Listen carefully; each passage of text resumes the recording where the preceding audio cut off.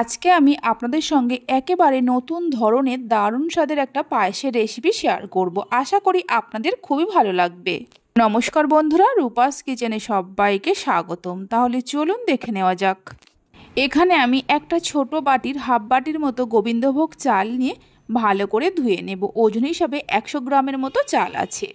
চাল ধুয়ে নেওয়ার পর একটা প্রেসার কুকারের মধ্যে নিয়ে নেব। অল্প করে জল দিয়ে দেব আর 1 চামচের মতো ঘি দেব। প্রেসার কুকারের ঢাকনা আটকে 2 থেকে 3টে সিটি দিয়ে চাল সেদ্ধ করে নেব। এইভাবে প্রেসার কুকারের মধ্যে চাল সেদ্ধ করে নিয়ে পায়েস বানালে পায়েসটা খুব তাড়াতাড়ি হয়ে যায়। পায়েসের চাল একদিকে সেদ্ধ হতে থাক, অন্যদিকে গ্যাসের ওপর একটা কড়া বসিয়ে কড়ার মধ্যে দিয়ে দেব 3 বাটির মতো জল। জল যখন হালকা গরম হবে দিয়ে দেব যে বাটি মেপে জল নিয়েছি ওই বাটির 1 বাটির মতো গুঁড়ো দুধ। ওজন হিসাবে 150 গ্রামের মতো গুঁড়ো দুধ আছে। গুঁড়ো দুধটা জলের সঙ্গে খুব ভালো করে মিশিয়ে নেব। এখানে পায়েসটা আমি গুঁড়ো দুধ দিয়ে বানাচ্ছি, আপনারা চাইলে লিকুইড দুধ দিয়েও বানাতে পারেন, সেক্ষেত্রে সময়টা একটু বেশি লাগবে। গুঁড়ো দুধটা মিশিয়ে নেওয়ার পর গ্যাসের ফ্লেমটা হাইতে করে দুধটা ফোটা পর্যন্ত অপেক্ষা করব। দুধ ফুটতে শুরু করলে গ্যাসের ফ্লেমটা মিডিয়ামে করে এর মধ্যে দিয়ে দেব কিছুটা মিছরি। ওজন হিসেবে 100 গ্রামের মতো মিছরি আছে। আপনারা যেমন পায়েসের মধ্যে মিষ্টি খাবেন সেই মতো মিছরিটা দেবেন। মিছরি দুধের সঙ্গে মিশিয়ে নিয়ে মিডিয়াম ফ্লেমে কিছুক্ষণ রান্না করে নেব, যতক্ষণ না মিছরিগুলো গলে যায়। 3টে সিটি দিয়ে নামিয়ে রেখেছিলাম। প্রেসার কুকারটা একটু ঠান্ডা হয়ে যাওয়ার পর ঢাকা খুলে দেখে নেব চাল কেমন সেদ্ধ হয়েছে। দেখুন চাল 80% সেদ্ধ হয়ে গেছে।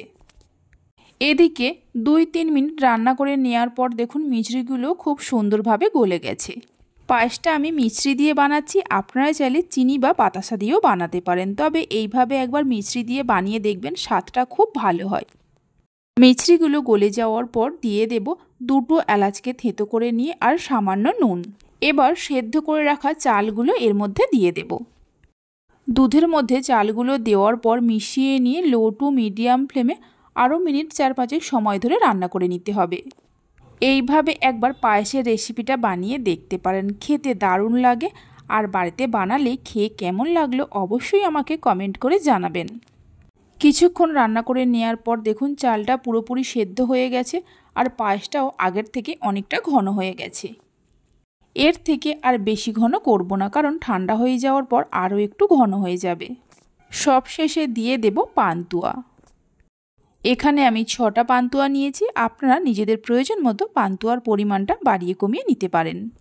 পান্তুয়াটা পায়েসের মধ্যে দেওয়ার পর মিডিয়াম ফ্লেমে 1 থেকে 2 মিনিটের মতো রান্না করে নেব। এই পায়েসের স্বাদ এতটাই ভালো হয় যে একবার না বানিয়ে খেলে বুঝতে পারবেন না। 2-1 মিনিট রান্না করে নেওয়ার পর গ্যাসের ফ্লেমটা বন্ধ করে দিতে হবে। দেখুন পায়েসটা কত সুন্দর হয়েছে। রেসিপি ভালো লেগে থাকলে অবশ্যই একটা লাইক করবেন, বন্ধুদের সঙ্গে শেয়ার করবেন। ভালো লাগলে চ্যানেলটি সাবস্ক্রাইব করে পাশে থাকা বেল আইকনটি প্রেস করবেন নতুন রেসিপির আপডেট পাওয়ার জন্য। তাহলে চলুন ভিডিওটা আমি এখানেই শেষ করছি। আপনারা সবাই ভালো থাকবেন, সুস্থ থাকবেন। ধন্যবাদ।